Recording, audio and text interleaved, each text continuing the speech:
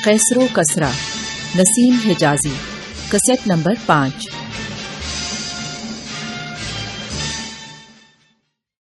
عاصم کا دل بیٹھ گیا اور کوشش کے باوجود اس کے منہ سے کوئی بات نہ نکل سکی۔ سین نے اس کے کندھے پر ہاتھ رکھتے ہوئے کہا، بیٹا پریشان ہونے کی کوئی بات نہیں، موجودہ حالات میں تمہارے لیے مصر کی طرف پیش قدمی کرنے والے لشکر کے ساتھ رہنا زیادہ سود مند ہے۔ مہران جسے افریقہ کی پیش قدمی کرنے والی فوج کی قیادت سونپی گئی تھی، تمہیں اپنے ساتھ لے جانے پر مصر تھا۔ وہ یہ کہتا تھا کہ مجھے یثرب کے اس نوجوان کے سوا اور کوئی نظر نہیں آتا جسے عرب رؤسا متفقہ طور پر اپنا سالار تسلیم کرنے پر آمادہ ہو جائیں۔ عاصم، مجھے یقین ہے کہ اب تمہیں اپنے جوہر دکھانے کے بہترین مواقع ملیں گے۔ عزت، شہرت اور کامیابی کا کوئی راستہ ایسا نہ ہوگا جسے تم اپنی تلوار کی نوک سے نہیں کھول سکو گے۔ عاصم نے بھرائی ہوئی آواز میں کہا، لیکن مجھے شہرت اور کامیابی کی ضرورت نہیں، میں صرف آپ کی وجہ سے یہاں آیا تھا۔ عاصم، ہمارے راستے ہمیشہ کے لیے جدا نہیں ہوئے، سین نے کہا۔ مجھے یقین ہے کہ میں کسی دن قسطنطنیہ کے آس پاس تمہارا استقبال کروں گا، اور اس وقت جب تم افریقہ سے فتح کے پرچم اڑاتے میرے پاس آؤ گے تو تمہیں یہ شکایت نہ ہوگی کہ میں نے تمہیں کوئی غلط راستہ بتایا تھا۔ تیسرے روز الصبح 10,000 سوار ایشیائی کوچک کی طرف کوچ کرنے کو تیار کھڑے تھے۔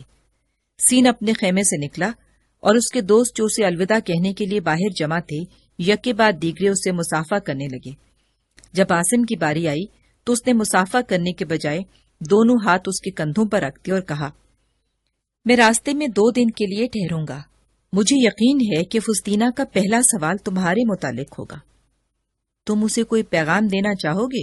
عاصم کے ہونٹوں پر ایک مغموم مسکراہٹ نمودار ہوئی اور اس نے جواب دیا، میں اسے یہ پیغام دینا چاہتا ہوں کہ میں کسریٰ کا سپاہی بن چکا ہوں اور اب مجھے کسی کی چیخیں پریشان نہیں کرتی۔ سین نے اچانک گفتگو کا موضوع بدلنے کی ضرورت محسوس کرتے ہوئے کہا، اگر حالات نے اجازت دی تو ممکن ہے کہ میں کچھ عرصے تک فسطینہ اور اس کی والدہ کو اپنے پاس بلا لوں، ورنہ انہیں مدائن بھجوانے کا انتظام کرنا پڑے گا۔ مجھے یقین ہے کہ جنگ سے فارغ ہونے کے بعد تم ہمیں تلاش کر سکو گے۔ میں خود بھی تمہارے حالات سے باخبر رہنے کی کوشش کروں گا۔ یہ بھی ممکن ہے کہ مصر کی مہم جلد ختم ہو جائے اور میں تمہیں ایشیائی کوچک کے محاذ پر بلا لوں۔ شام میں ایرانیوں کی فتوحات کے ساتھ آگ اور صلیب کا معرکہ ایک فیصلہ کن دور میں داخل ہو چکا تھا۔ کچکلاہ ایران اپنی تلوار کی نوک سے انسانی تاریخ کا ایک نیا ورق الٹ چکا تھا۔ مورخوں کی نگاہ میں بازنطینی سلطنت کی تباہی کے ظاہری اسباب مکمل ہو چکے تھے، لیکن کارکنان قضاء و قدر کی نگاہیں روم اور ایران کے رزمگاہوں سے سینکڑوں کوس دور اس بے آب و گیا وادی کی طرف لگی ہوئی تھی جہاں کفر اور اسلام کی جنگ لڑی جا رہی تھی۔ مکہ میں محمد عربی صلی اللہ علیہ وآلہ وسلم کے جانثار، جن کے پاس ظاہری اسباب نہ ہونے کے برابر تھے، شرک، جہالت اور گمراہی کی اندھی اور بحری قوتوں کے خلاف سینہ سپر ہو چکے تھے۔ یہ نور اور ظلمت کا معرکہ تھا اور اس کے نتائج کے ساتھ ان بے بس انسانوں کی تقدیر کا فیصلہ ہونے والا تھا جو صدیوں سے توہمات کی زنجیروں میں جکڑے ہوئے تھے اور جن کے نزدیک زمانے کی ہر کروٹ بے معنی تھی۔ جب شام کی رزمگاہوں میں رومیوں کی سطوت کے پرچم سرنگوں ہو رہے تھے، اہل مکہ کے نزدیک دین اسلام کی مخالفت وقت کا سب سے بڑا مسئلہ تھا۔ اپنے مشرکانہ رسوم کے باعث وہ عیسائیوں کی نسبت ایران کے مجوسیوں سے زیادہ قریب تھے، اس لیے روم اور ایران کی جنگ میں ان کی ساری ہمدردیاں ایرانیوں کے ساتھ تھیں۔ اس کے برعکس عیسائیوں کا مذہب اپنی حقیقی صورت میں دین اسلام سے زیادہ مشابہت رکھتا تھا، اور اس کے باوجود کہ انہوں نے خدا کی توحید کے متعلق دین مسیح کے بنیادی تصور کو ایک معمہ بنا دیا تھا، وہی رسالت اور آخرت کے متعلق ان کے عقائد عرب کے مشرکوں یا ایران کے مجوسیوں کے مقابلے میں اسلام سے زیادہ قریب تھے۔ اس لیے ایرانیوں کے ہاتھوں عیسائیوں کی تباہ و بربادی کی داستانیں سن کر مسلمانوں کا آزردہ اور پریشان ہونا ایک قدرتی بات تھی۔ ایرانیوں کی فتوحات پر مشرکین مکہ کے خوش ہونے کی ایک وجہ یہ بھی تھی کہ عراق کے عرب اور یمن کے بعض علاقے کسریٰ کے حلیف بن کر اس جنگ میں شریک ہو چکے تھے، اور ان کے وحشیانہ کارناموں کی داستانیں عربوں کے نسلی غرور اور جاہلی عصبیتوں کے لیے تسکین کا سامان مہیا کرتی تھیں۔ ان حالات میں احکم الحاکمین نے اپنے برگزیدہ رسول صلی اللہ علیہ وآلہ وسلم پر قرآن کی وہ آیات نازل کی جن میں رومیوں کی فتح کی بشارت دی گئی تھی۔ الف لام میم، رومی قریب تر زمین میں مغلوب ہو گئے ہیں اور اپنی اس مغلوبیت کے بعد وہ چند سال کے اندر پھر غالب آ جائیں گے۔ اللہ ہی کا اختیار ہے، پہلے بھی اور بعد میں بھی، اور اس دن مسلمان اللہ کی بخشی ہوئی فتح پر خوشیاں منائیں گے۔ اللہ نصرت عطا فرماتا ہے جسے چاہتا ہے، وہ غالب اور رحیم ہے۔ یہ وعدہ اللہ نے کیا ہے اور اللہ کبھی اپنے وعدے کے خلاف نہیں کرتا۔ سورہ روم۔ اگر یہ پیشن گوئی صرف روم اور ایران سے تعلق رکھتی تو شاید مشرکین مکہ اس قدر دلچسپی کا اظہار نہ کرتے، لیکن اس میں مسلمانوں کو بھی فتح کا مژدہ سنایا گیا تھا، اور یہ بات ان کے لیے ناقابل یقین اور ناقابل برداشت تھی۔ ناقابل یقین اس لیے کہ وہ اپنی عقل، سمجھ اور اپنے اندازوں کے مطابق دین اسلام کے لیے کامیابی کے تمام راستے بند کر چکے تھے، اور ناقابل برداشت اس لیے کہ مقہور و مجبور مسلمانوں کی مٹھی بھر جماعت اپنی مظلومیت، اپنی مجبوری اور بے سر و سامانی کے باوجود اس پیشن گوئی کی صداقت پر ایمان لے آئی تھی۔ مشرکین مکہ ان کی سادگی اور بے خبری کا مذاق اڑاتے تھے، لیکن انہیں کیا معلوم تھا کہ ان بلا کشان محبت کی نگاہیں ظاہری اسباب کی سرحدوں سے آگے دیکھ رہی ہیں، اور جس زمین کے کانٹوں سے ان کے پاؤں چھلنی ہوئے ہیں اس پر رحمت کے پھولوں کی بارش ہونے والی ہے۔ آج جس دین کی فتح کا تصور ایک مذاق معلوم ہوتا ہے، کل اسی کی حمایت میں وہ جان کی بازی لگانے پر آمادہ ہو جائیں گے۔ جس چراغ کو آج وہ بجھانا چاہتے ہیں اس کی روشنی سے عرب و عجم کے ظلمت کدے منور ہونے والے ہیں، اور جس نازک پودے کو آج وہ جڑ سے کاٹنا چاہتے ہیں کل اس کی آبیاری کے لیے اپنا خون پیش کریں گے۔ لیکن وہ کل ابھی دور تھی۔ اس وقت مشرکین مکہ اسلام کی مخالفت سے آگے کوئی بات سوچنے کو تیار نہ تھے۔ ایک دن امیہ بن خلف، عقبہ بن ابو میت، عتبہ بن ربیعہ، عاص بن وائل، ابو سفیان اور مکہ کی چند اور رؤسا قریش کے سب سے بڑے سردار ولید بن مغیرہ کی مجلس میں بیٹھے تھے۔ مکہ کے عوام کی طرح ان لوگوں کی گفتگو کا موضوع بھی پیغمبر اسلام صلی اللہ علیہ وآلہ وسلم کی تعلیم تھی جو ان کے مشرکانہ عقائد کی نفی کرتی تھی۔ صرف اتنا فرق تھا کہ بے فکر عوام ہادی اسلام صلی اللہ علیہ وآلہ وسلم اور ان پر ایمان لانے والوں کے خلاف اپنے شاعروں اور مسخروں کے طنز و استہزاء پر بے اختیار کہی لگایا کرتے تھے، اور یہ لوگ جن کے کندھوں پر قریش کی سیادت کا بوجھ تھا نسبتاً سنجیدگی کے ساتھ اپنے حال کے واقعات اور مستقبل کے مسائل پر غور کر رہے تھے۔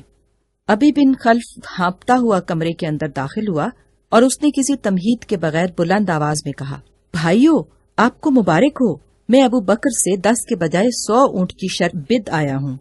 ابو بکر خود میرے پاس آیا تھا اور میرا خیال تھا کہ وہ اپنے وعدے سے منحرف ہونے کے لیے کوئی بہانہ پیش کرے گا، لیکن اس نے آتے ہی کہا کہ میں نے رسول سلم سے پوچھے بغیر تم سے شرط بدی تھی، لیکن جب میں آپ سلم کی خدمت میں حاضر ہوا تو آپ نے فرمایا کہ چند سال سے مراد 10 سال کا عرصہ ہے، یعنی پیشن گوئی کے مطابق رومی 10 سال کے اندر اندر ایرانیوں پر دوبارہ غالب آ جائیں گے، اس لیے تم شرط کی مدت 3 سے بڑھا کر 10 سال اور اونٹوں کی تعداد 10 کے بجائے 100 کر دو۔ میں نے شرط میں یہ ترمیم منظور کر لی ہے۔ اب میں 3 کے بجائے 10 سال کے بعد ابو بکر سے شرط جیتنے کی خوشی میں آپ کے لیے ایک شاندار دعوت کا انتظام کروں گا۔ ابو جہل نے کہا، ابو بکر کو اس بات کا یقین ہے کہ 10 سال تک عرب میں کسی مسلمان کا وجود باقی رہے گا؟ ابی بن خلف نے جواب دیا، بھائی، ابو بکر تو یہ کہتا ہے کہ اس پیشن گوئی کے مطابق جہاں 10 سال کے اندر اندر رومی ایرانیوں پر فتح حاصل کر لیں گے وہاں مسلمانوں کو بھی ایک شاندار فتح حاصل ہوگی۔ ولید بن مغیرہ نے پوچھا، شرط بدتے وقت تم نے کسی کو گواہ بنایا تھا؟ ابی بن خلف نے جواب دیا، مجھے گواہ تلاش کرنے کی ضرورت نہ تھی، ابو بکر بذات خود جگہ جگہ یہ اعلان کر رہا ہے کہ میں نے یہ شرط بدی ہے۔ ابو سفیان نے کہا، میری رائے میں ہمیں زیادہ جوش و خروش سے اس خبر کی تشہیر کرنی چاہیے تاکہ ابو بکر کے لیے منحرف ہونے کا کوئی راستہ باقی نہ رہے۔ ولید بن مغیرہ نے کہا، میرے خیال میں یہ کام مشکل نہیں، ہمیں صرف حج اور عکاظ کے میلے میں چند بار اعلان کرنے کی ضرورت ہے، اس کے بعد یہ خبر پورے عرب میں مشہور ہو جائے گی۔ سین سے جدا ہونے کے بعد عاصم کی تمام دلچسپیاں اپنے آپ کو ایک کامیاب سپاہی ثابت کرنے تک محدود ہو کر رہ گئی تھیں۔ اس کے نزدیک اب صرف تلوار ہی ایک ایسی چیز تھی جس کی بدولت چاروں طرف سے دھتکارے ہوئے انسان کو کوئی عزت کی جگہ مل سکتی تھی۔ اور اب یہ سوال اسے بہت کم پریشان کرتا تھا کہ روم اور ایران کی یہ جنگ کن مقاصد کے تحت لڑی جا رہی ہے۔ آگ اور صلیب کے پرستاروں میں سے کون حق پر ہے اور کون ناحق پر؟ ایک شام کسرا کی فوج کے ہراول دستے بابلیون کے دروازوں پر دستک دے رہے تھے۔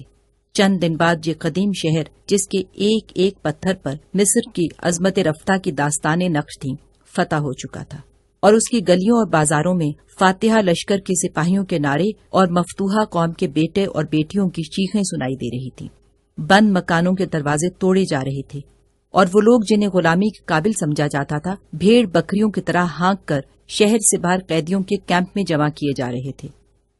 غروب آفتاب سے ایک ساتھ قبل عاصم بابلیون کی ایک کشادہ گلی سے گزر رہا تھا۔ سپاہیوں کی چھوٹی چھوٹی ٹولیاں باقی شہر کی طرح یہاں بھی لوٹ مار کر رہی تھی۔ کچھ فاصلے پر چند آدمی ایک مکان کے بند دروازے کے سامنے شور مچا رہے تھے۔ ایک عرب نے کہا، جناب یہ یہودی ہیں اور خاصی دیر سے دروازہ توڑنے کی کوشش کر رہے ہیں۔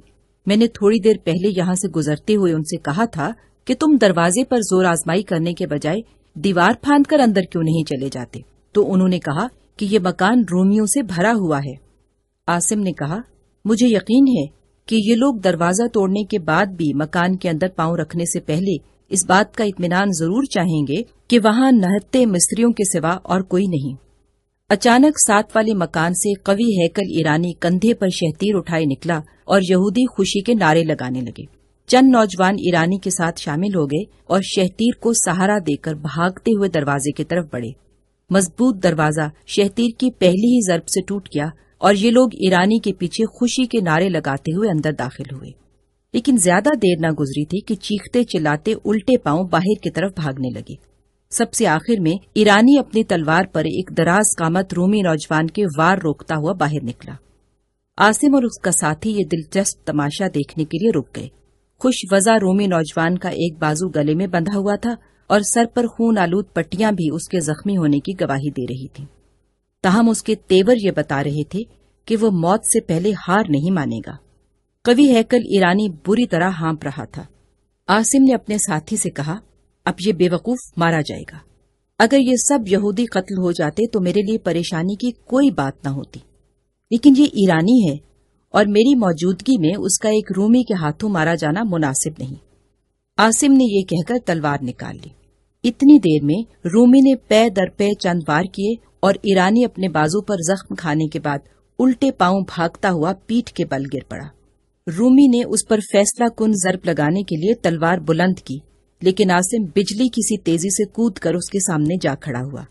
رومی کے چہرے پر ایک مغموم مسکراہٹ نمودار ہوئی اور وہ عاصم پر چند وار کرنے کے بعد اس کی برتری کا اعتراف کرتے ہوئے پیچھے ہٹنے لگا۔ عاصم نے کہا، تم بہادر معلوم ہوتے ہو، لیکن زخمی ہو۔ اگر ہتھیار پھینک دو تو ممکن ہے کہ میں تمہاری جان بچا سکوں۔ رومی نے جواب دیا، میں جانتا ہوں تم مجھے قتل کرنے سے پہلے خالی ہاتھ دیکھنا چاہتے ہو، لیکن تمہاری یہ خواہش پوری نہیں ہوگی۔ اچانک صحن سے نسوانی چیخیں بلند ہوئیں۔ مجھے چھوڑ دیجئے ابا جان، مجھے چھوڑ دیجئے، میں اس کے ساتھ مرنا چاہتی ہوں، خدا کے لیے ابا جان۔ عاصم نے نگاہ اٹھائی۔ سامنے ایک نوجوان لڑکی ایک عمر رسیدہ شخص کی گرفت سے آزاد ہونے کی کوشش کر رہی تھی۔ ایک ثانیے کے لیے عاصم کی نگاہیں عمر رسیدہ آدمی پر مرکوز ہو کر رہ گئیں اور اسے ایسا محسوس ہونے لگا کہ وہ ایک خواب دیکھ رہا ہے۔ یہ فرمز تھا۔ رومی نے اٹھنے کی کوشش کی، لیکن عاصم نے دوبارہ اپنے تلوار کی نوک اس کے سینے پر رکھ دی اور فرمز کی طرف دیکھ کر چلایا، فرمز، میں عاصم ہوں، وہ غریب الوطن جسے تم نے اپنی سرائی میں پناہ دی تھی۔ اب باتوں کا وقت نہیں۔ اگر تم اس نوجوان کی جان بچانا چاہتے ہو تو اسے سمجھاؤ کہ یہ بے حس و حرکت یہیں پڑا رہے، ورنہ ان لوگوں کے اندر آ جانے کے بعد میں تمہاری کوئی مدد نہیں کر سکوں گا۔ عاصم کا ساتھی بھاگتا ہوا اندر داخل ہوا اور اس نے پوچھا، آپ ٹھیک ہیں نا؟ میں ٹھیک ہوں، تم دروازے کے باہر کھڑے رہو اور کسی کو مکان کے قریب نہ آنے دو، یہ لوگ ہماری پناہ میں ہیں۔ عاصم یہ کہہ کر باہر نکلا تو گلی میں ایک اور تماشا ہو رہا تھا۔ ایک عمر رسیدہ آدمی جو اپنے لباس سے یہودیوں کا مذہبی پیشوا معلوم ہوتا تھا، گلا پھاڑ پھاڑ کر چلا رہا تھا، اندر مت جاؤ، یہ مکان رومیوں سے بھرا ہوا ہے، بھاگو، فوج کو اطلاع دو، جلدی کرو، ورنہ وہ بے وقوف جو اکیلا اندر چلا گیا ہے مارا جائے گا، خدا کے لیے جلدی کرو، تم کیا دیکھ رہے ہو؟ قوی ہیکل ایرانی دانت پیستا ہوا اٹھا اور آگے بڑھ کر عمر رسیدہ یہودی کو چند تھپڑ رسید کر دیے. پھر اس کی داڑھی پکڑ کر جھنجھوڑتے ہوئے کہا، بزدل آدمی، تم شور مچانے کے بجائے انہیں آگے بڑھنے کا مشورہ کیوں نہیں دیتے؟ عاصم نے آگے بڑھ کر کہا، یہ لوگ ایرانیوں کا خون اپنے خون سے زیادہ قیمتی نہیں سمجھتے. تمہیں ان پر اعتماد نہیں کرنا چاہیے تھا. یہ محض اتفاق تھا کہ میں یہاں آ نکلا، ورنہ اس رومی کی تلوار تمہاری شہرک تک پہنچ چکی ہوتی. اس نے زبردستی ایک بے بس مصری کے گھر پر قبضہ کر رکھا تھا. بہرحال وہ اپنے کیے کی سزا پا چکا ہے. ایرانی نے کہا، میں آپ کا شکر گزار ہوں اور آئندہ میں کبھی یہودیوں کا اعتبار نہیں کروں گا. یہ لوگ صرف مردوں کی لاشیں مسخ کر سکتے ہیں. عاصم نے کہا، میں بہت تھکا ہوا ہوں اور میرا خیال ہے کہ پڑاؤ میں جانے کے بجائے اسی مکان میں آرام کر لوں. کیا یہ ہو سکتا ہے کہ آپ ان لوگوں کو کسی اور گھر کا راستہ دکھا دیں؟ جناب، آپ اندر جا کر اطمینان سے آرام کریں، میں ان سے نبٹ لوں گا. یہ کہہ کر ایرانی یہودیوں کی طرف متوجہ ہوا. تم سب یہاں سے بھاگ جاؤ، ورنہ میں اپنے سپاہیوں کو بلاتا ہوں، وہ تمہارے سر کاٹ کر دریائے نیل میں پھینک دیں گے. یہودی ایک ایک کر کے وہاں سے کھسکنے لگے. عاصم نے کہا، اب تمہیں چاہیے کہ سیدھے پڑاؤ میں جا کر اپنا زخم کسی طبیب کو دکھاؤ. مجھے ڈر ہے کہ رومی کی تلوار زہر آلود نہ ہو. تمہیں دیر نہیں کرنی چاہیے. زہر کا لفظ سن کر ایرانی کسی تاخیر کے بغیر وہاں سے بھاگ کھڑا ہوا اور عاصم اپنے ساتھی کو دروازے پر موجود رہنے کی تاکید کر کے مکان کے اندر داخل ہوا. رومی جسے فرمز نے نئی صورتحال سے باخبر کر دیا تھا ابھی تک فرش پر پڑا تھا اور نوجوان لڑکی اس کے قریب کھڑی اپنے آنسو پوچھ رہی تھی. عاصم نے فرمز سے کہا، وہ سب جا چکے ہیں، لیکن اب آپ کے لیے کسی کمرے کے اندر چھپ کر بیٹھنا زیادہ مناسب ہوگا. ممکن ہے سپاہیوں کی کوئی اور ٹولی یہاں پہنچ جائے. فرمز کی آنکھوں سے آنسو چھلک پڑے اور اس نے جواب دیا، میں یہ سوچ رہا تھا کہ اب کوئی معجزہ بھی ہمیں غلامی کی ذلت یا موت سے نہیں بچا سکتا. مجھے یقین نہیں آتا کہ تم وہی ہو. یہ کون کہہ سکتا تھا کہ ہماری آئندہ ملاقات ان حالات میں ہوگی؟ میں سچ کہتا ہوں کہ تمہارے ہاتھوں قتل ہوتے وقت بھی میرے دل میں یہ خیال نہیں آ سکتا تھا کہ ہم ایک دوسرے کو جانتے ہیں. یہ میری بیٹی انتونیا ہے اور یہ نوجوان میرا داماد ہے. اس کا نام کلاڈیوس ہے. اور آپ کی بیوی؟ عاصم نے سوال کیا. وہ مر چکی ہے. کب؟ 6 مہینے ہوئے. میں تم سے کئی سوال کرنا چاہتا ہوں. سب سے پہلا سوال یہ ہے کہ ہم کب تک زندہ ہیں اور تم کس حد تک ہماری مدد کر سکتے ہو؟ عاصم نے جواب دیا، سر دست آپ کو کوئی خطرہ نہیں، لیکن احتیاط ضروری ہے. میں تھوڑی دیر کے لیے سپہ سالار کے پاس جا رہا ہوں. میری غیر حاضری میں میرا ساتھی اس مکان پر پہرا دے گا. اگر مجھے کسی وجہ سے دیر ہو گئی تو چند اور عرب سپاہی اس مکان کی حفاظت کے لیے پہنچ جائیں گے. قریباً 1 پہر رات گزر چکی تھی. فرمس، انتونیا اور کلاڈیوس مکان کے تاریک کمرے میں بیٹھے ہوئے تھے. باہر سے عاصم کی آواز سنائی دی، میں عاصم ہوں، دروازہ کھول دیجئے. فرمس نے دروازہ کھول دیا. عاصم نے قدرے توقف کے بعد کہا، دیکھیے، میں سپہ سالار سے وعدہ لے چکا ہوں کہ یہ گھر محفوظ رہے گا، اور جس آدمی کو بابلیون کا حاکم بنایا گیا ہے اس سے بھی آپ کی حفاظت کا وعدہ لے آیا ہوں.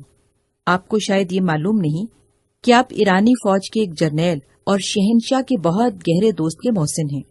آپ نے جس معزز خاتون کو دمشق پہنچانے کی خدمت میرے سپرد کی تھی وہ اس جرنیل کی بیوی تھی. وہ کسی اور محاذ پر جا چکا ہے. اگر آج وہ یہاں ہوتا تو شاید ایرانی فوج کے بڑے بڑے سردار آپ کو سلام کرنے آتے. فرمس نے گھٹی ہوئی آواز میں کہا، کیا آپ کلاڈیوس کے متعلق بھی مجھے اطمینان دلا سکتے ہیں؟ عاصم نے جواب دیا، کلاڈیوس ایک رومی ہے اور میرے لیے اس کے حق میں کچھ کہنا آسان بات نہ تھی. تاہم میں نے ایک شرط پر اس کی جان بخشی کا وعدہ لے لیا ہے. وہ شرط کیا ہے؟ کلاڈیوس نے چونک کر پوچھا. وہ شرط یہ ہے کہ تم میرے ساتھ رہو گی. میں نے پہلی بار اپنی خدمات کا صلہ مانگا ہے، اور وہ یہ کہ مجھے ایک قابل اعتماد رومی کو غلام بنانے کی اجازت دی جائے.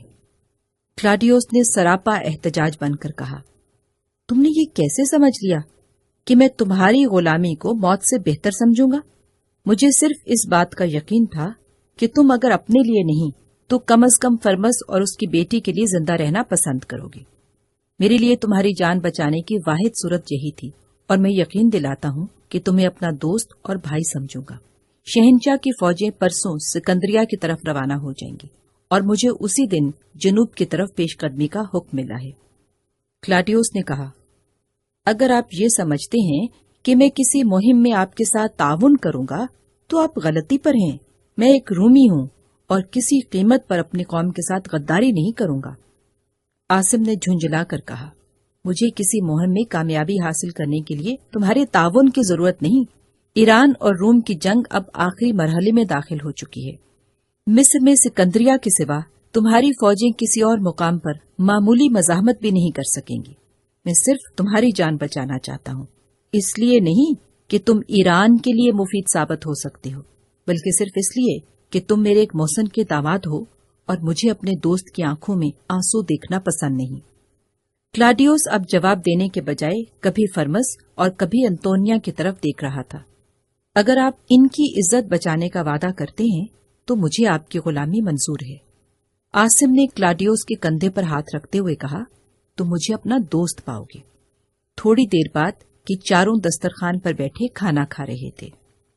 بابلیون کی طرح سکندریہ میں بھی رومیوں کے جھنڈے سرنگوں ہو چکے تھے اور خسرو پرویز کا دوسرا لشکر، جسے ایشیائی کوچوں کی تسخیر کی مہم سونپی گئی تھی، راستے کی بستیوں اور شہروں کو تباہ و ویران کرنے کے بعد انگورا اور خلقدون پہنچ چکا تھا۔ مجوسیت کے علمبرداروں کے لیے ہر دن فتح کا دن تھا اور رومی ہر لمحہ نئے نئے آلام و مصائب کا سامنا کر رہے تھے۔ پے در پے شکستوں کے بعد جہاں رومی سپاہیوں کے حوصلے پست ہو چکے تھے، وہاں ان مقدس راہبوں کی زبانیں بھی گنگ ہو چکی تھیں جو ہر شکست کے بعد کلیسا کے جانثاروں کو ایک عظیم فتح کی بشارت دیا کرتے تھے۔ قسطنطنیہ پر درفش قادیانی لہرانے کے لیے ایرانی لشکر کی متعدد کوششیں ناکام ہو چکی تھی۔ بازنطینی دارالحکومت، جس کی تعمیر میں گزشتہ 4 صدی سے ایک عظیم سلطنت کے لامحدود وسائل صرف کیے گئے تھے، اپنے جغرافیائی محل و وقوع کے اعتبار سے بھی روئی زمین کا انتہائی ناقابل تسخیر قلعہ سمجھا جاتا تھا۔ اس کا مشرق آبنائے باسفورس، شمال ایک خلیج اور جنوب بحیرہ معمورہ کے باعث محفوظ تھا۔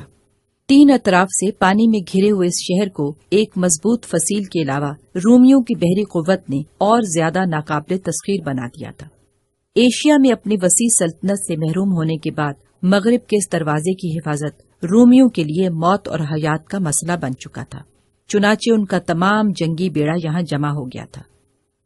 مغربی سمت دوہری فصیل اور قریباً 100 فٹ گہری خندق کی بدولت باقی 3 اطراف کی نسبت کم محفوظ نہ تھی۔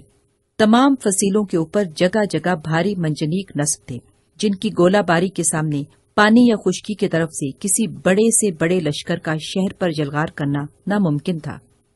ایران کے گزشتہ فتوحات کا راز اس کی بری افواج کی برتری میں تھا، لیکن اس محاذ پر دشمن کو مغلوب کرنے کے لیے پیادہ اور سوار دستوں سے زیادہ جہازوں اور کشتیوں کی ضرورت تھی۔ سین، جسے خسرو نے قسطنطنیہ فتح کرنے اور ہرقل کو پابائے زنجیر پیش کرنے کی مہم سونپی تھی، اس شہر کے دفاعی استحکامات سے ناواقف نہ تھا۔ اس نے دشمن کی بحری قوت کا مقابلہ کرنے کے لیے مفتوحہ علاقوں کے ہزاروں کاریگر جہاز بنانے پر لگا دیے تھے، اور اسے یقین تھا کہ مکمل تیاریوں کے بعد جب وہ بحیرہ معمورہ، آبنائے باسفورس اور بحیرہ اسود میں دشمن کے جنگی بیڑوں کو شکست دینے کے قابل ہو جائے گا تو قسطنطنیہ اس کے رحم و کرم پر ہوگا۔ سمندر کے راستے رست و کمک سے محروم ہونے کے بعد رومی ہتھیار ڈالنے پر مجبور ہو جائیں گے، لیکن خسرو کے لیے معمولی تاخیر بھی ناقابل برداشت تھی۔ اسے مطمئن کرنے کے لیے سین نے اپنی خواہش کے خلاف چند حملے کیے، لیکن ایرانی لشکر کو ہر بار شدید نقصانات اٹھا کر پیچھے ہٹنا پڑا۔ سین کی بیوی اور بیٹی لشکر کے پڑاؤ سے کوئی 8 میل مشرق کی طرف ایک چھوٹے سے شہر کے باہر ایک قلعہ نما مکان میں مقیم تھی، اور سین فرصت کے دن ان کے ساتھ گزارا کرتا تھا۔ وادی نیل کے جنوب کی طرف پیش قدمی کرنے والے ایرانی دستے کسی قابل ذکر مزاحمت کا سامنا کیے بغیر طیبہ کے قدیم شہر میں داخل ہو چکے تھے، لیکن اس سے آگے صحرائے نوبہ میں ان سیاہ فام جنگجو قبائل کا مسکن تھا جو ازمنائے قدیم میں فرعونہ کی افواج کا بہترین حصہ ہوتے تھے۔ چنانچہ ایران کا لشکر بابلیون سے پیش قدمی کرنے کے بعد پہلی بار غیر متوقع مشکلات کا سامنا کر رہا تھا۔ اہل نوبہ کی جنگ باقاعدہ افواج کی جنگ سے مختلف تھی۔ یہ لوگ کسی میدان میں جمع ہو کر ہار اور جیت کا فیصلہ کرنے کے بجائے اکا دکا حملوں پر اکتفا کرتے تھے۔ فاتحہ لشکر آگے بڑھتا تو یہ لوگ راستے کی بستیاں خالی کر کے بھاگ جاتے۔ دن کے وقت آفتاب کی تمازت سے یہ خطہ ایک جہنم زار بن جاتا تھا۔ سواروں کے گھوڑے گر گر کر دم توڑ دیتے اور پیادہ سپاہی چلتے چلتے نیل کے پانی میں کود پڑتے۔ غروب آفتاب کے بعد اس تھکی ہاری فوج کو آرام کے لیے چند گھنٹے ملتے، لیکن رات کے سناٹے میں اچانک کہیں دور سے نقارے کی صدا بلند ہوتی اور پھر آن کی آن میں ایسا محسوس ہونے لگتا کہ ساحل دریا کے آس پاس تمام جھاڑیاں اور تمام چٹانیں حرکت میں آ گئی ہیں۔ ہزاروں نقارے ایک ساتھ بجنے لگتے، پھر بھیانک تاریکی کے سینے سے ایک دل ہلا دینے والی چیخ بلند ہوتی اور چاروں طرف سے اس کا جواب آنے لگتا۔ اس کے بعد نقاروں کی صدائیں اور انسانوں کی چیخیں اچانک خاموش ہو جاتی۔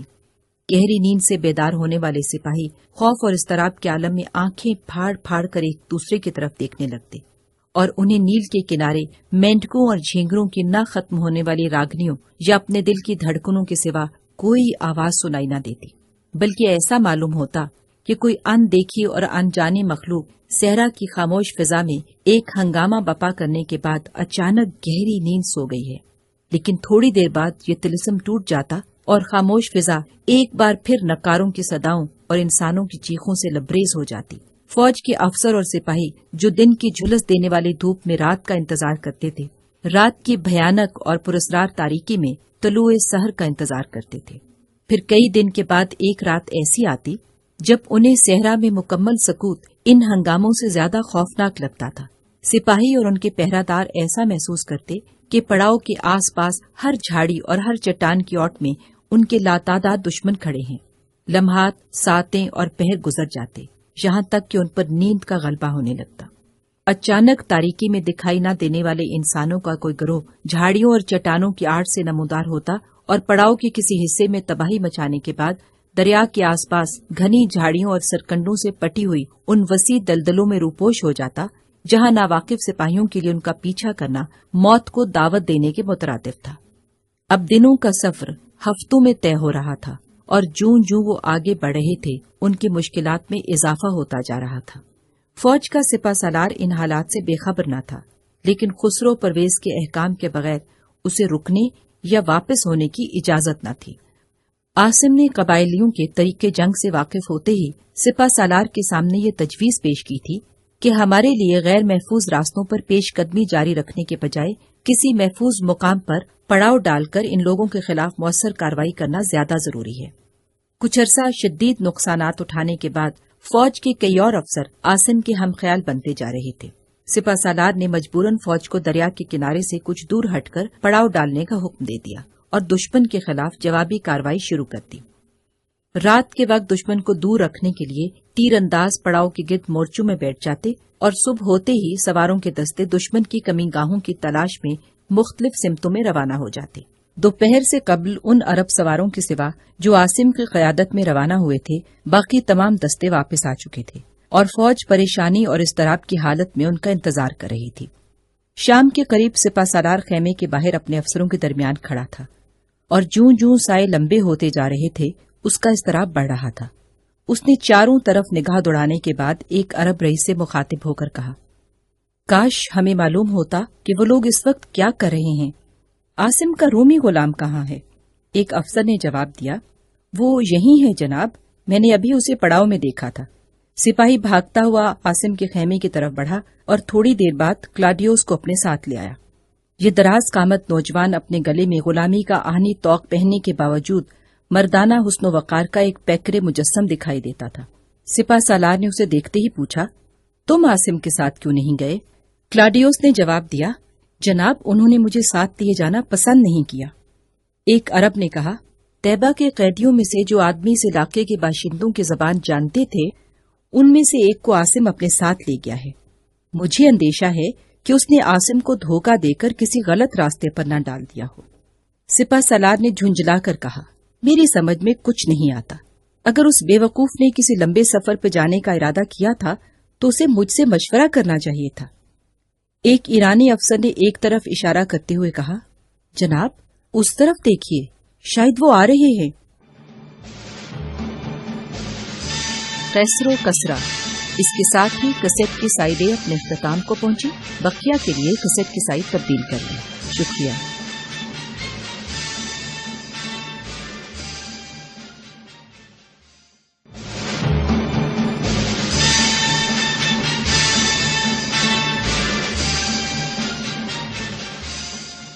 سپہ سالار اور اس کے ساتھی جنوب مغرب کی سمت ایک ٹیلے کی اوٹ سے نمودار ہونے والے سواروں کی طرف دیکھنے لگے اور آن کی آن میں پڑاؤ کے ایک سرے سے دوسرے سرے تک مسرت کی لہر دوڑ گئی۔ سپہ سالار آنکھیں پھاڑ پھاڑ کر سواروں کی طرف دیکھنے لگا اور کلاڈیوس اپنی پوری قوت سے ان کی طرف بھاگنے لگا۔ سواروں کے قریب پہنچ کر اس کی ہمت جواب دیتی محسوس ہوئی۔ عاصم گھوڑے کی زین پر جھکا ہوا تھا۔ اس کا زرد چہرہ اور سینے پر بندھی ہوئی خون آلود پٹی اس کے زخمی ہونے کی گواہی دے رہی تھی۔ تھوڑی دیر بعد سینکڑوں سپاہی ان کے گرد جمع ہو رہے تھے۔ سپہ سالار ہانپتا ہوا آگے بڑھا۔ عاصم اسے دیکھتے ہی گھوڑے سے اتر پڑا اور ادب سے سلام کرتے ہوئے بولا، جناب، اگر آپ کو میری وجہ سے کوئی پریشانی ہوئی ہے تو میں معافی کا خواستگار ہوں۔ سپہ سالار نے کہا، میں یقیناً بہت پریشان تھا، لیکن اس وقت سب سے اہم مسئلہ یہ ہے کہ تم زخمی ہو کر آئے ہو اور تمہیں طبیب کی ضرورت ہے۔ عاصم نے کہا، جناب، میرا زخم بہت معمولی ہے۔ سپہ سالار نے کہا، مجھے یقین تھا کہ تم کوئی اہم خبر لے کر واپس آؤ گے۔ عاصم بولا، جناب، اس مہم میں ہمارے 7 آدمی کام آئے ہیں اور 10 زخمی ہوئے ہیں۔ دشمن کے نقصانات ہم سے بہت زیادہ تھے۔ ہم نے 55 آدمی گرفتار کیے تھے، لیکن راستے میں 3 قیدیوں کو رہا کر دیا گیا۔ سپہ سالار نے کہا، میں جانتا ہوں کہ تم قیدیوں کے معاملے میں بہت رحم دل ہو، لیکن یہ لوگ کسی اچھے سلوک کے مستحق نہیں۔ عاصم نے کہا، اگر انہیں قتل کر کے ہمیں کوئی فائدہ پہنچ سکتا تو میں آپ کو منع نہ کرتا، لیکن ہمارا فائدہ اسی میں ہے کہ ان لوگوں کے ساتھ اچھا برتاؤ کیا جائے۔ میں نے جن 3 قیدیوں کو رہا کیا ہے وہ اپنے سرداروں کے پاس یہ پیغام لے کر گئے ہیں کہ اگر وہ کل تک یہاں آ کر اس بات کی ضمانت دیں کہ اس کے بعد راستے میں ہم پہ کوئی حملہ نہیں ہوگا تو تمام قیدیوں کو رہا کر دیا جائے گا۔ اور تمہیں یقین ہے کہ ان کے سردار تمہارا پیغام سن کر ہمارے پاس آ جائیں گے؟ سپہ سالار نے پوچھا۔ عاصم نے جواب دیا، ان لوگوں کا ایک با اثر سردار ہماری قید میں ہے اور میں نے اسی سے گفتگو کے بعد باقی سرداروں کو پیغام بھیجنے کا فیصلہ کیا تھا۔ ان لوگوں کا یہ خیال ہے کہ ہم اس علاقے پر قبضہ کرنے کی نیت سے آئے ہیں، لیکن جب انہیں یہ معلوم ہوگا کہ ہماری منزل مقصود حبشہ ہے تو یہ راستے میں ہم سے کوئی تعرض نہ کریں گے۔ سپہ سالار اور اس کے ساتھی جنوب مغرب کی سمت ایک ٹیلے کی اوٹ سے نمودار ہونے والے سواروں کی طرف دیکھنے لگے اور آن کی آن میں پڑاؤ کے ایک سرے سے دوسرے سرے تک مسرت کی لہر دوڑ گئی۔ سپہ سالار آنکھیں پھاڑ پھاڑ کر سواروں کی طرف دیکھنے لگا اور کلاڈیوس اپنی پوری قوت سے ان کی طرف بھاگنے لگا۔ سواروں کے قریب پہنچ کر اس کی ہمت جواب دیتی محسوس ہوئی۔ عاصم گھوڑے کی زین پر جھکا ہوا تھا۔ اس کا زرد چہرہ اور سینے پر بندھی ہوئی خون آلود پٹی اس کے زخمی ہونے کی گواہی دے رہی تھی۔ تھوڑی دیر بعد سینکڑوں سپاہی ان کے گرد جمع ہو رہے تھے۔ سپہ سالار ہانپتا ہوا آگے بڑھا۔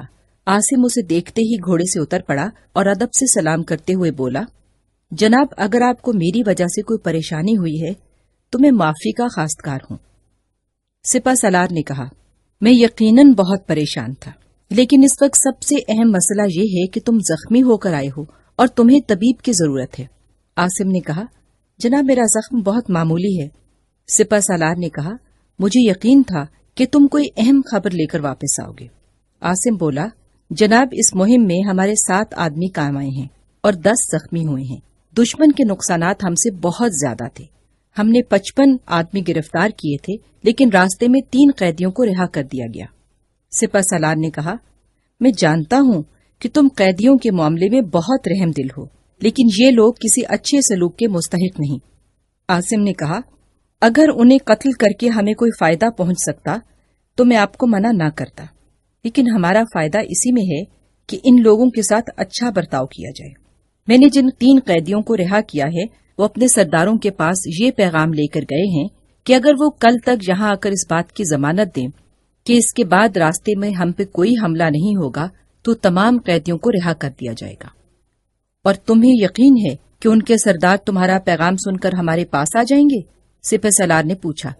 عاصم نے جواب دیا، ان لوگوں کا ایک با اثر سردار ہماری قید میں ہے اور میں نے اسی سے گفتگو کے بعد باقی سرداروں کو پیغام بھیجنے کا فیصلہ کیا تھا۔ ان لوگوں کا یہ خیال ہے کہ ہم اس علاقے پر قبضہ کرنے کی نیت سے آئے ہیں، لیکن جب انہیں یہ معلوم ہوگا کہ ہماری منزل مقصود حبشہ ہے تو یہ راستے میں ہم سے کوئی تعارض نہ کریں گے۔ تھوڑی دیر بعد طبیب عاصم کے زخم پر نئی پٹی باندھ رہا تھا اور چند افسر اس کے گرد کھڑے تھے۔ سپہ سالار خیمے میں داخل ہوا اور اس نے طبیب سے مخاطب ہو کر پوچھا، اسے کوئی خطرہ تو نہیں؟ نہیں جناب، یہ بہت خوش نصیب ہیں۔ اگر دشمن کا نیزہ پسلیوں کے اوپر سے پھسلنے کے بجائے سیدھا لگتا تو ان کے بچنے کی کوئی امید نہ تھی۔ سپہ سالار نے عاصم سے کہا، تمہارے ساتھی قیدیوں کو زندہ رکھنے کے سخت مخالف ہیں، ہم نے بڑی مشکل سے ان کا جوش و خروش ٹھنڈا کیا ہے۔ جناب، انہیں یہ معلوم نہیں کہ قیدیوں کو کل تک زندہ رکھنا ہمارے لیے کتنا ضروری ہے۔ آپ فوج کو حکم دے دیجئے کہ انہیں ہر ممکن آرام پہنچانے کی کوشش کی جائے۔ تم فکر نہ کرو، میں ان کے لیے بہترین کھانا مہیا کرنے کا حکم دے چکا ہوں، لیکن اگر کل تک ان لوگوں کے سردار یہاں نہ پہنچے تو ہمارے لیے قیدیوں کو ٹھکانے لگانے کے سوا کوئی چارہ نہیں ہوگا۔ سپہ سالار یہ کہہ کر خیمے کی طرف بڑھا، لیکن اچانک کچھ سوچ کر رک گیا اور عاصم کی طرف دیکھتے ہوئے بولا، مجھے تمہارے گھوڑے کا سن کر بہت افسوس ہوا ہے اور میں تمہیں اس کے بدلے اپنا بہترین گھوڑا پیش کروں گا۔ سپہ سالار خیمے سے باہر نکل گیا۔ طبیب نے عاصم کی مرہم پٹی سے فارغ ہو کر اس کے تیمارداروں کی طرف دیکھا اور کہا، میرے خیال میں اب انہیں آرام کی ضرورت ہے۔ وہ یک کے بعد دیگرے باہر نکل گئے۔ کلاڈیوس خیمے کے دروازے کے باہر لیٹ گیا۔ تھوڑی دیر بعد وہ گہری نیند سو رہا تھا، لیکن عاصم کی آنکھوں میں نیند نہ تھی۔ اسے سردی محسوس ہونے لگی اور ایک ساتھ بعد وہ ایک اونی چادر اوڑھ لینے کے باوجود بری طرح کانپ رہا تھا۔ اس نے کلاڈیوس کو آوازیں دے کر جگایا اور پانی لانے کے لیے کہا۔ کلاڈیوس نے حکم کی تعمیل کی۔ عاصم نے پانی پینے کے بعد کہا، مجھے افسوس ہے کہ میں نے تمہاری نیند خراب کی ہے۔ آپ کی طبیعت تو ٹھیک ہے نا؟ اس نے پوچھا۔ عاصم نے بستر پر لیٹتے ہوئے جواب دیا، مجھے سردی محسوس ہو رہی ہے۔ کلاڈیوس نے اس کی پیشانی پر ہاتھ رکھتے ہوئے کہا، آپ کو تو بخار ہے۔ میرا سر بھاری ہو رہا ہے اور میں اپنے تمام پٹھوں میں درد محسوس کر رہا ہوں۔ کلاڈیوس باقی رات عاصم کے قریب بیٹھا رہا۔ الگ صبح ایک عرب بھاگتا ہوا خیمے میں داخل ہوا اور اس نے کہا، عاصم آپ کا خیال درست نکلا، اس علاقے کے 8 سردار آ گئے ہیں۔ عاصم نے مشکیزہ اٹھا کر پانی کے چند گھونٹ پیے اور پھر جوتا پہن کر کھڑا ہو گیا۔ عرب اور کلاڈیوس اس کے ساتھ ہو لیے۔ بخار کی شدت سے عاصم کے پاؤں لٹکھڑا رہے تھے۔ تھوڑی دیر بعد عاصم سپہ سالار کے خیمے کے قریب پہنچا تو باہر سپاہیوں کا ہجوم کھڑا تھا۔ سپہ سالار نے کہا، عاصم میرا خیال تھا کہ تمہیں تکلیف نہ دی جائے، لیکن اب تم آ ہی گئے ہو تو میں تمہیں ان لوگوں سے گفتگو کرنے کا اختیار دیتا ہوں۔ میرا خیال ہے کہ ہمیں ان لوگوں سے طویل گفتگو کی ضرورت پیش نہیں آئے گی۔ یہ کہہ کر عاصم مترجم کی طرف متوجہ ہوا۔ تم ان لوگوں سے کہو کہ ہماری جنگ صرف حبشہ کے ساتھ ہے۔ اگر تم پرامن رہنے کا وعدہ کرو تو ہمارا لشکر راستے میں تمہارے ساتھ کوئی زیادتی نہیں کرے گا اور ہم کسی چھیڑ چھاڑ کے بغیر یہاں سے گزر جائیں گے۔ لیکن اگر تم نے ہمارے ساتھ الجھنے کی کوشش کی تو تمہاری تمام بستیاں تباہ کر دی جائیں گی۔ تمہیں ہماری قوت کا اندازہ نہیں۔ ایران کا شہنشاہ کئی ملک فتح کر چکا ہے، رومی سلطنت تباہ ہو چکی ہے اور ان کے دارالحکومت پر ہمارا قبضہ ہونے والا ہے۔ ہم نے حبشہ پر اس لیے چڑھائی کی ہے کہ وہاں کا حکمران رومیوں کا حلیف ہے۔ تم سے ہماری کوئی دشمنی نہیں۔ مترجم کچھ دیر قبائلی سرداروں سے بحث کرتا رہا۔ بالآخر اس نے عاصم سے کہا، جناب یہ کہتے ہیں کہ ہمارے جو آدمی قیدی بنا کر یہاں لائے گئے ہیں ان کے ساتھ آپ نے کیا سلوک کیا ہے؟ عاصم نے جواب دیا، اگر ہمیں یہ اطمینان ہو جائے کہ یہ لوگ ہمیں دوبارہ پریشان نہیں کریں گے تو قیدیوں کو رہا کر دیا جائے گا، اور ہمیں اطمینان دلانے کا بہترین طریقہ یہ ہے کہ یہ اپنے چند قابل اعتماد آدمی ہمارے ساتھ روانہ کر دیں۔ طیبہ کے قیدی نے عاصم کی ترجمانی کر دی۔ ایک بوڑھے سردار نے مترجم کی وساطت سے کہا، ہمیں آپ کی شرط منظور ہے، لیکن ہم صرف اپنے قبائل کو پرامن رکھنے کا ذمہ لے سکتے ہیں۔ اپنے علاقے سے آگے ہمارا کوئی آدمی آپ کا ساتھ دینے کو تیار نہ ہوگا۔ ہماری ایک شرط یہ بھی ہے کہ ہمارے علاقے سے گزرتے ہوئے آپ کسی جگہ ایک دن سے زیادہ قیام نہیں کریں گے۔ سپہ سالار نے جواب دیا، ہماری خود یہی خواہش ہے کہ ہم کسی تاخیر کے بغیر یہاں سے گزر جائیں۔ اس کے بعد فریقین کا لب و لہجہ انتہائی دوستانہ تھا اور گفتگو کے اختتام پر سپہ سالار نے ان سرداروں میں ریشم کے کپڑوں، تلواروں اور چاندی کے ظروف کے تحائف تقسیم کیے۔ سپہ سالار نے کہا، تم نے بہت اچھا کیا اور عاصم میں تمہارا شکر گزار ہوں، لیکن اب تم اپنے خیمے میں جا کر آرام کرو، تمہارا چہرہ تمہاری تکلیف کا پتہ دے رہا ہے۔ طبیب کو عاصم کی اہمیت کا احساس تھا اور وہ تھوڑے تھوڑے وقفے کے بعد اس کی خبر گیری کے لیے آتا رہا، لیکن اس کی ساری کوششوں کے باوجود عاصم کے بخار میں کوئی افاقہ نہ ہوا۔ سپہر کے وقت طبیب نے عاصم کو دوا پلانے کے بعد کہا، سپہ سالار نے 3 مرتبہ مجھے بلا کر آپ کے متعلق پوچھا ہے اور اب وہ بذات خود یہاں آ رہے ہیں۔ سپہ سالار حبشی سردار، اس کے بیٹے اور طیبہ کے اس قیدی کے ساتھ جس نے صبح کی ملاقات میں مترجم کا فرض ادا کیا تھا، خیمے کے اندر داخل ہوا۔ تم ٹھیک نہیں ہو اور میں تمہارے متعلق بہت فکر مند ہوں، سپہ سالار نے کہا۔ ہمیں کل یہاں سے کوچ کرنا ہے، لیکن تم شاید چند دن اور سواری نہ کر سکو، اس لیے میرا خیال ہے کہ تمہارے لیے کشتی کا انتظام کر دیا جائے۔ ان لوگوں نے ایک کشتی اور چند تجربہ کار ملاح فراہم کرنے کا انتظام کیا ہے۔ یہ اس علاقے کا سب سے زیادہ با اثر سردار ہے اور تمہاری تیمارداری کے لیے آیا ہے۔ عاصم نے سردار کی طرف دیکھا اور کہا، میں آپ کا شکر گزار ہوں۔ مترجم نے عاصم کے الفاظ کا مطلب بیان کیا تو اس نے اپنے گلے سے مختلف رنگوں کے چمکدار پتھروں کا ہار اتارا اور آگے بڑھ کر عاصم کے گلے میں ڈال دیا۔ عاصم نے مترجم کی طرف دیکھا تو اس نے سمجھایا، یہ لوگ کسی کو اس سے بڑا انعام نہیں دے سکتے۔ آپ کو ہار پہنانے کا مطلب یہ ہے کہ اس سردار نے آپ کو اپنے اقتدار میں حصہ دار بنا لیا ہے۔ آج سے آپ کے دوست اس کے قبیلے کے دوست اور آپ کے دشمن اس کے دشمن ہوں گے، اور صرف یہی نہیں بلکہ جو قبائل ان کے حلیف ہیں وہ بھی یہ نشانی دیکھنے کے بعد آپ کو اپنا دوست سمجھیں گے۔ سپہ سالار نے رسیدہ سردار سے مخاطب ہو کر کہا، اب آپ کو اس کے لیے ایک کشتی کا بندوبست کرنا ہوگا۔ کچھ دیر بعد عاصم نیم بے ہوشی کی حالت میں ایک کشتی میں لیٹا ہوا تھا اور کلاڈیوس کے علاوہ سردار کا بیٹا امیون اور طیبہ کا قیدی ارکموس اس کے ساتھ بیٹھے تھے۔ سردار کے قبیلے کا ایک اور نوجوان عاصم کے گھوڑے کی باگ پکڑے دریا کے کنارے کنارے چل رہا تھا۔ عاصم نے ہوش میں آ کر آنکھیں کھولی تو آسمان پر دن کے سورج کے بجائے رات کے ستارے جگمگا رہے تھے۔ اس کا جسم پسینے میں شرابور تھا اور حلق پیاس سے چٹک رہا تھا۔ وہ کچھ دیر بے حس و حرکت پڑا رہا، پھر اچانک مضطرب سا ہو کر اٹھا اور ادھر ادھر دیکھنے لگا۔ اسے یہ معلوم کرنے میں زیادہ دیر نہ لگی کہ وہ ابھی تک کشتی پر سوار ہے۔ یہ کشتی اس کشتی سے بڑی معلوم ہوتی تھی جس پر وہ دن کے وقت سوار ہوا تھا۔ میں کہاں ہوں؟ سردار کی بستی زیادہ دور نہ تھی اور ہمیں غروب آفتاب سے پہلے وہاں پہنچ جانا چاہیے تھا۔ کچھ دیر اس قسم کے خیالات اسے پریشان کرتے رہے، پھر وہ کلاڈیوس کو آوازیں دینے لگا۔ کلاڈیوس جو اس کے قریب پڑا ہوا تھا چونک کر اٹھا۔ کلاڈیوس، تم مجھے کہاں لیے جا رہے ہو؟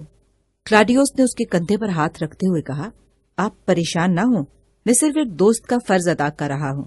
جب ہم بستی کے قریب پہنچے تھے تو آپ بخار سے بے ہوش تھے اور ارکموس سارے راستے مجھ سے یہ کہتا آیا تھا کہ آپ کے علاج کے لیے ہمیں طیبہ کے سوا کسی اور جگہ اچھا طبیب نہیں مل سکتا۔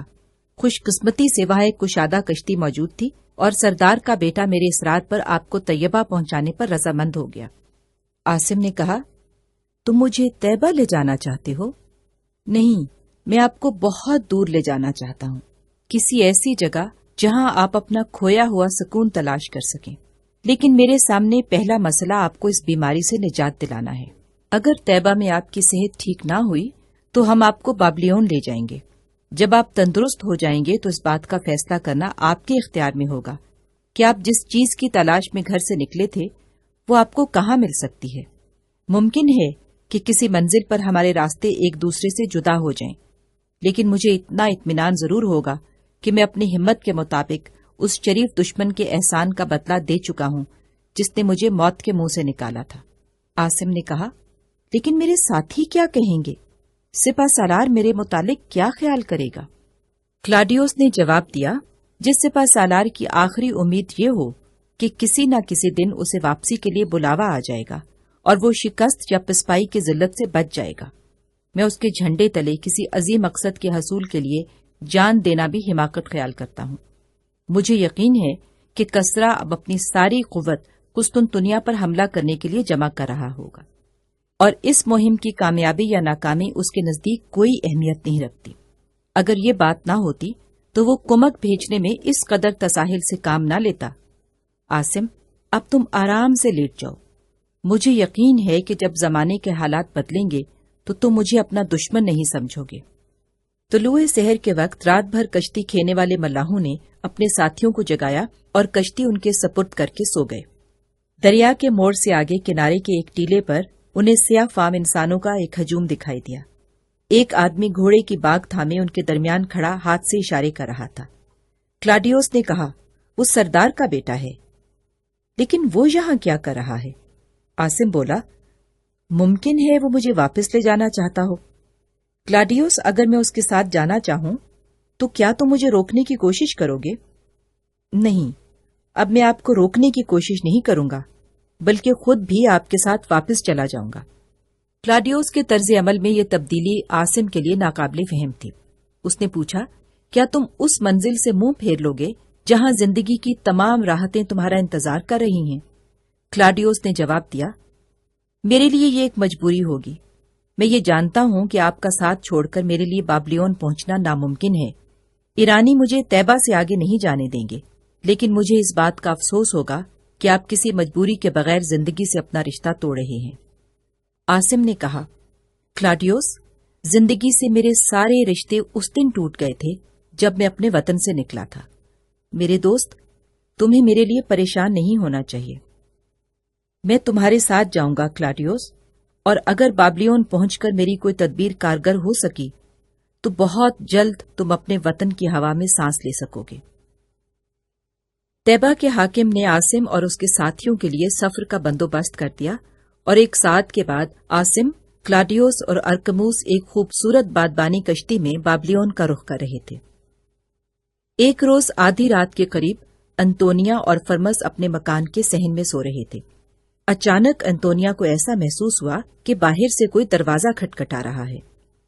انتونیا دروازے سے 2 قدم کے فاصلے پر چند ثانیے تذبذب کی حالت میں کھڑی رہی اور پھر اچانک آگے بڑھ کر نحیف آواز میں بولی، کون ہے؟ میں کلاڈیوس ہوں، انتونیا دروازہ کھولو۔ اور انتونیا کو ایسا محسوس ہوا کہ آسمان کے تمام ستارے اچانک اس کے قدموں میں آ گرے ہیں۔ اس کے لرزتے ہوئے ہاتھ دروازے کی کنڈی کی طرف بڑھے اور ایک ثانیے کے بعد کلاڈیوس اس کے سامنے کھڑا تھا۔ وہ کچھ کہنا چاہتی تھی، لیکن اس کی قوت گویائی سلب ہو چکی تھی۔ یہ خواب نہیں انتونیا، میں سچ مچ آ گیا ہوں۔ کلاڈیوس نے یہ کہہ کر اپنے ہاتھ پھیلا دیے اور وہ اس سے لپٹ گئی۔ لیکن تم آدھی رات کے وقت جہاں آئے ہو، سچ کہو، تمہیں کوئی خطرہ تو نہیں؟ نہیں، مجھے کوئی خطرہ نہیں انتونیا۔ تمہارے ابا جان کہاں ہیں؟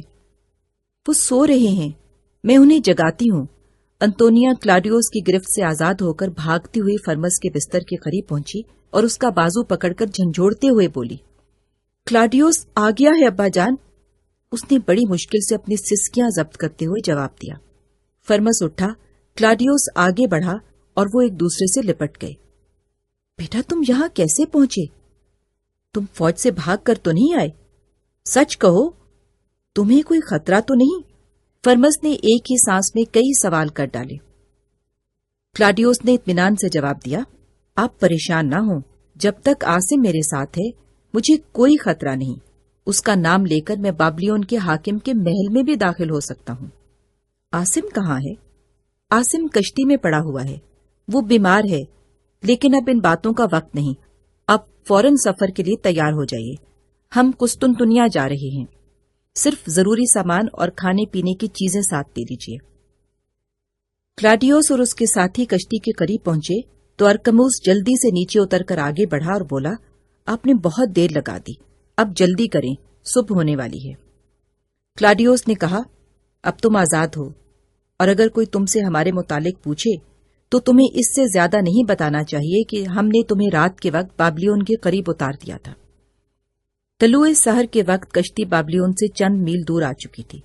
طلوع آفتاب کے بعد عاصم نے کراہتے ہوئے آنکھیں کھولی اور فرمز نے اس کی پیشانی پر ہاتھ رکھتے ہوئے کہا، اب آپ کا بخار کم ہو رہا ہے۔ آپ کب آئے؟ میں کہاں ہوں؟ عاصم نے نحیف آواز میں پوچھا۔ ہم پچھلے پہر کشتی میں سوار ہوئے تھے، اس وقت آپ کا بخار بہت تیز تھا۔ ہم بابلیون سے چند میل دور آ چکے ہیں۔ مجھے اس بخار کا خاصا تجربہ ہے۔ کلاڈیوس سے آپ کی کیفیت معلوم کرنے کے بعد میں اپنے گھر سے آپ کے لیے ایک دوا لے آیا ہوں، آپ اسے آزما کر دیکھیے۔ فرمز نے چمڑے کے تھیلے سے چاندی کی ایک ڈبیا نکال کر کھولی اور اس میں سے تھوڑا سا سفوف نکال کر عاصم کی ہتھیلی پر رکھ دیا، اور پھر جلدی سے اٹھ کر پیالہ پانی سے بھرا اور عاصم کو پیش کرتے ہوئے کہا، آپ یہ دوا کھا کر پانی پی لیں۔ عاصم نے اٹھ کر دوا منہ میں ڈال لی اور پانی کے چند گھونٹ پینے کے بعد دوبارہ لیٹ گیا۔ عاصم نے کہا، مجھے اس بات کی خوشی ہے کہ کلاڈیوس اپنے وطن جا رہا ہے، لیکن یہ میرا کارنامہ نہیں، بلکہ میں کلاڈیوس کا احسان مند ہوں کہ وہ ایک بیمار اور بے بس آدمی کو اپنے ساتھ لے جا رہا ہے۔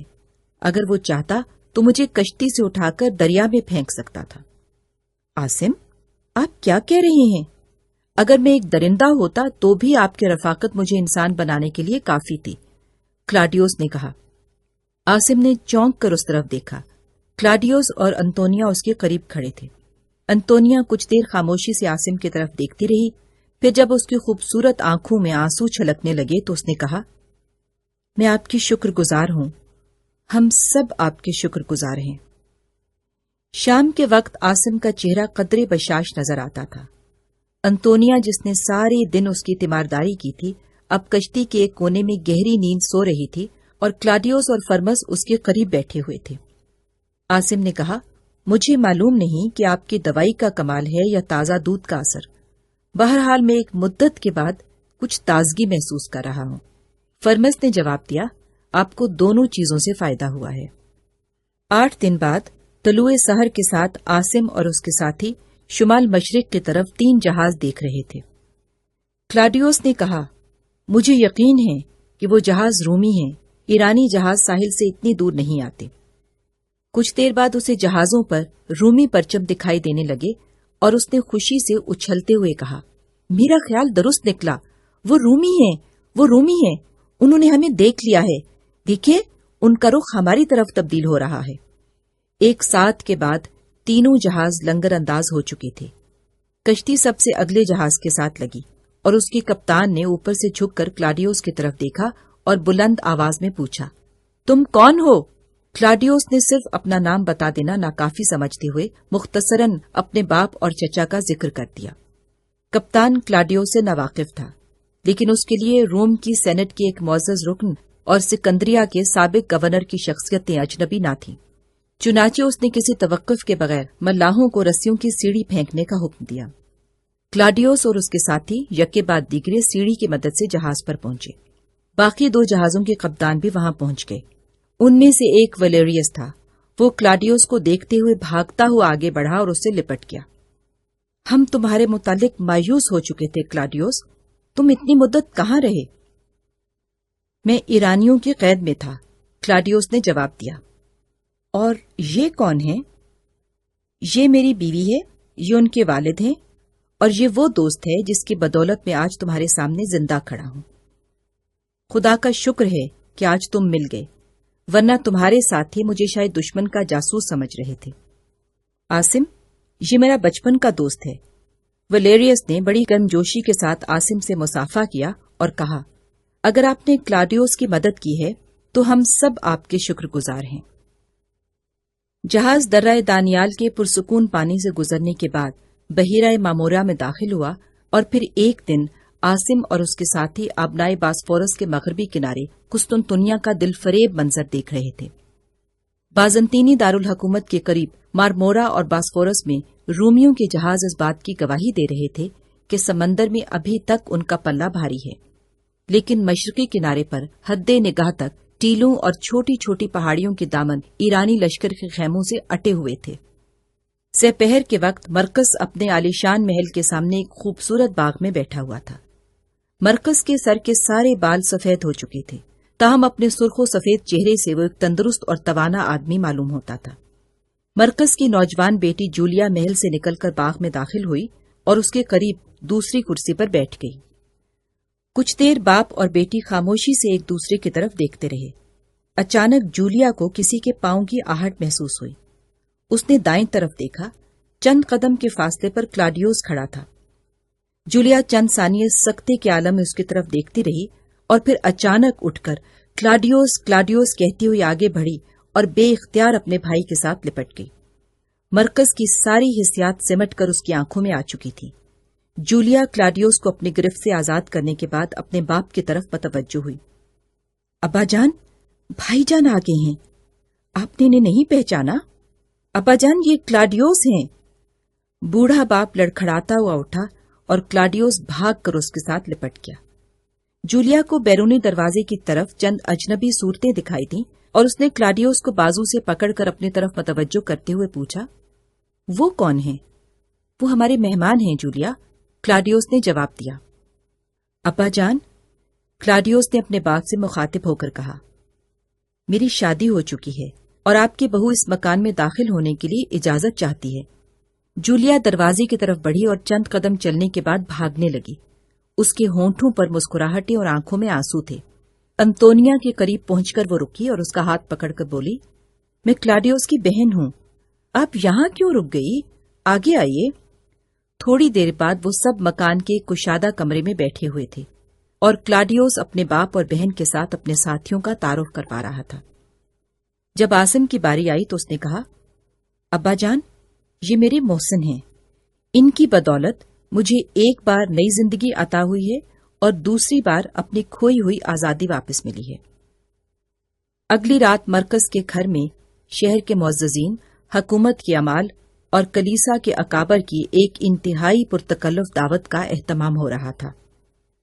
قسطنطنیہ کی خوشگوار آب و ہوا میں عاصم کی صحت آہستہ آہستہ ٹھیک ہو رہی تھی۔ کلاڈیوس کے گھر میں اسے زندگی کا ہر آرام میسر تھا، لیکن عاصم کو ایک مستقل مہمان کی حیثیت سے وہاں ٹھہرنا پسند نہ تھا۔ چنانچہ قسطنطنیہ میں قریباً 1 ماہ آرام کرنے کے بعد اس نے مستقبل کے متعلق سوچنا شروع کر دیا۔ عاصم کی طرح فرمس کو بھی اپنے داماد کے گھر میں ایک مستقل مہمان کی حیثیت پسند نہ تھی۔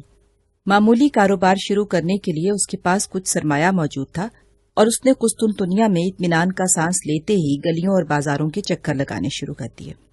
عاصم کو اس کے ارادے کا پتہ چلا تو اس نے اپنی ساری پونجی اس کے سامنے رکھتے ہوئے کہا، آپ مجھے اپنا شریک سمجھیں اور بلا توقف کوئی کام شروع کر دیں۔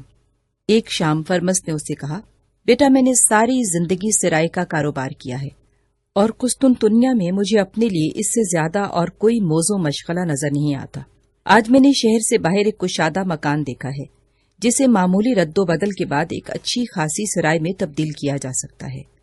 اس مکان کا مالک قسطنطنیہ کے حالات سے مایوس ہو کر اپنے بال بچے قرضانہ بھیج چکا ہے اور اب اپنی جائیداد ٹھکانے لگانے کی فکر میں ہے۔ میں اس کے ساتھ قیمت کے متعلق بات چیت کر چکا ہوں اور مجھے امید ہے کہ یہ مکان ہمیں بہت سستے داموں مل جائے گا۔ عاصم نے کہا، اگر آپ مجھ پر اعتماد کر سکیں تو آپ کی طرف سے یہ کام میں اپنے ذمے لینے کے لیے تیار ہوں۔ فرمس نے جواب دیا، بیٹا، میں اپنی ذات سے زیادہ تمہارے مستقبل کے متعلق سوچتا ہوں۔ اس عمر میں اگر میں کوئی کام شروع کرنا چاہتا ہوں تو اس کی سب سے بڑی وجہ یہ ہے کہ میں تمہیں اپنا شریک کار بنانا چاہتا ہوں۔ ایک بوڑھے آدمی کو 2 وقت کی روٹی کے لیے کسی بھاگ دوڑ کی ضرورت نہیں، لیکن تم ابھی جوان ہو اور تمہیں یہاں اپنی زندگی کے باقی دن گزارنے کے لیے کسی شغل کی ضرورت ہے۔ لیکن پہلے میں تم سے یہ پوچھنا چاہتا ہوں کہ تم سچ مچ ہمیشہ کے لیے قسطنطنیہ کے ساتھ اپنا مستقبل وابستہ کر چکے ہو؟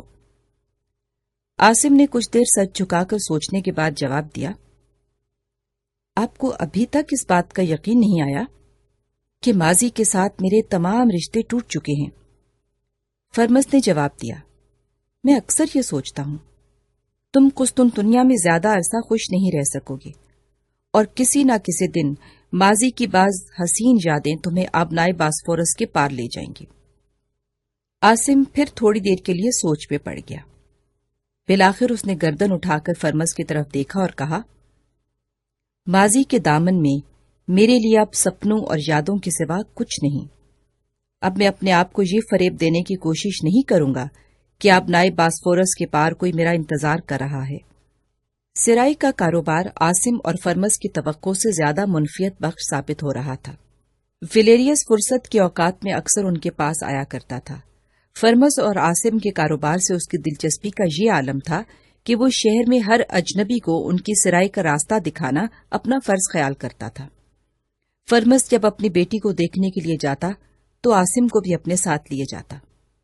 اپنی غیر حاضری کے پہلے مہینے کلاڈیوس نے انہیں جو خطوط بھیجے تھے ان میں یہ بات خاص طور پر دہرائی گئی تھی کہ مجھے عنقریب گھر آنے کے لیے چند دن کی چھٹی مل جائے گی۔ لیکن اس کے بعد اس کے تمام خطوط میں اس قسم کی شکایات ہوتی تھیں کہ میں بے حد مصروف ہوں، دشمن نے فلاں علاقے میں بار دھاڑ شروع کر دی ہے، ہماری افواج فلاں قلعے پر دوبارہ قابض ہو گئی ہیں، آج دشمن کے لشکر نے اچانک ہماری فلاں چوکی پر قبضہ کر لیا ہے، اب میں چند ہفتے گھر نہیں آ سکوں گا۔ اسی طرح 4 مہینے گزر گئے۔